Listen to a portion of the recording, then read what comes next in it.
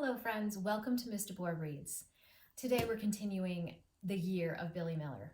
We just finished the very first chapter, which is in a section called Teacher. We're meeting Billy through the eyes of his teacher in this particular chapter. We're going to learn about him at school. It is the first day of second grade, and so far Billy's still at home getting ready. So we're going to find out, perhaps in chapter 2, how the day goes. And maybe we get to meet Miss Silver. Join me. We are in part 1, Teacher, and we read the first chapter. And I love how it ended with Papa reminding Billy that although it is the year of the rabbit, in his opinion, this is the year of Billy Miller. Yep, I imagine that's how Kevin Henkes came up with the title of this book. So cool. Chapter 2. So now Billy is still at home. It is still the first day of school. In fact, we haven't even met his sister Sal yet because she was still asleep. We met Mama. She's on her way to school. Papa's there. And Billy's eating pancakes for breakfast. And now here's what's happening in chapter 2. Billy was waiting by the front door. "I'm ready," he said. Papa was waiting at the bottom of the stairs. "We're ready," he yelled up to Sal. "I'm ready too," Sal called back from the upstairs hallway. "It's the Drop sisters who are slow this morning. They all have to go to the bathroom." "Well, tell them to hurry up," said Papa. "We need to leave." Okay, something to know. Remember, Billy's sister Sal is 3 years old. These Drop sisters that she's speaking of are her stuffed animal whales. Pretty hilarious. They don't really all have to go to the bathroom. Probably Sal does. But her animals have to go everywhere with her. So this is causing a little bit of a delay. If you know little kids, you know they are in an urgent hurry to go anywhere. And Billy's like, oh my gosh, I just want to go to school. Something you should know. Billy lives close enough to his school that he can walk there. So the plan is for him to walk with his friend Ned. But Papa, because it's the first day of school, really wants to walk Billy to school, walk with him. And I'm pretty sure Billy's like, "I got this, Dad." So let's see what happens next. "Coming," said Sal. The toilet flushed. Then Sal descended the stairs, dragging a grungy pillowcase behind her. The pillowcase was full and lumpy, and it bumped silently down each step. Inside the pillowcase were the 5 Drop sisters: Raindrop, Dewdrop, Snowdrop, Gumdrop, and Lemondrop. They were nearly identical, pale yellow plush whales. Just a little picture here. Imagine it in yellow. Each had blue button eyes and water spouts made of glittery white yarn. Yeah.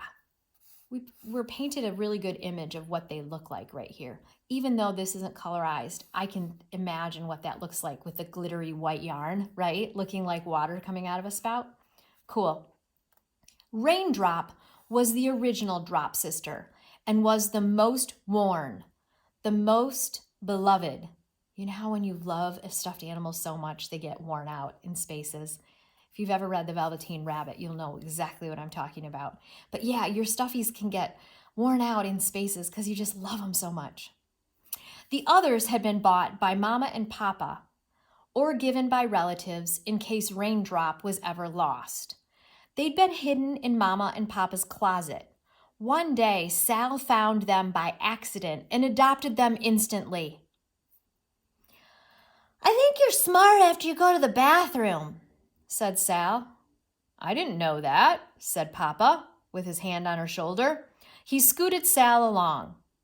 "We don't want to be late." "I wish I could go to school," said Sal. "You will," said Papa. "Soon enough." "I wish I could go now," said Sal. "I wish you could go for me," said Billy.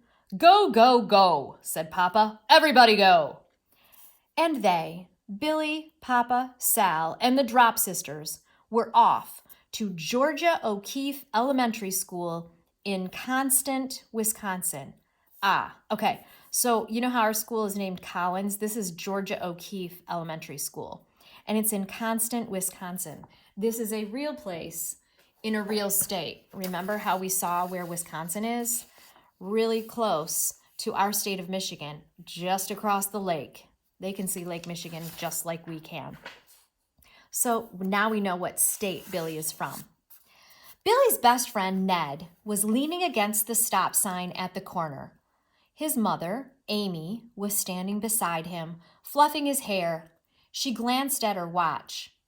"We're running a little late," said Papa, leading the way, nearing the corner. "Sorry." "Hi, Lumpy," Ned said to Billy. He laughed. "Hi, Papa." He ignored Sal. "My lump's almost gone," said Billy. He hoped when the lump disappeared, so too would his worrying. "Don't call him Papa," said Sal. "He's not your Papa. You should call him Cliff." So Ned called Billy's dad Papa. Ned paid no attention to Sal. Ned always called Billy's father Papa.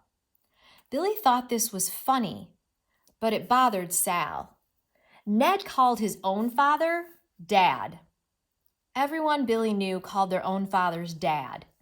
When he was little, Ned had thought Papa was a name like Billy or Cliff or Sal. Now he knew better, but it was a habit hard to break and a joke everyone but Sal enjoyed. Lately, Billy had considered calling Papa Dad in public. He wondered if the word Papa sounded babyish. It was one thing for Ned to use it for fun, but another thing for Billy to use it for real. "Oh, I can't believe you two are second graders," said Amy. "I can't believe you're walking us to school," said Ned. "Just today," said Amy. "Give your poor mother a little joy." "And we'll stay a safe distance behind you," said Papa. "We won't embarrass you." It was only 5 short blocks to school. Billy and Ned walked as fast as they could to get away from their parents. Walking fast made something click inside Billy. He felt as if he had a motor embedded in his chest, independent of his control. The motor was revving up. "Let's run," he said. After several long strides, Billy heard the joyful, rowdy sounds of his schoolmates and was drawn to them as if he were being pulled by a strong, invisible force. When they reached the edge of the playground, Billy turned around. Papa, Sal, and Amy were more than a block away. He and Ned waved goodbye and then plunged into a noisy group of kids charging around the playground like a pack of dogs. The bell rang much too soon for Billy. Everyone lined up along the fence by grade. Mr. Tuttle, the principal, kept saying, "Welcome back," with a megaphone. "Welcome back." Billy and Ned pretended they held megaphones and yelled, "Welcome back to you." And then, at Mr. Tuttle's command, Billy's line moved. Caught up in the motion, he was pushed and pulled until he found himself funneled into the old brick building and entering room 2. You know how classrooms have numbers? Now we know what classroom number. You guys know, we're in room 4, right? Billy's in room 2. Tomorrow we're going to meet Miss Silver. But for now, they're just entering room 2 in the year of Billy Miller.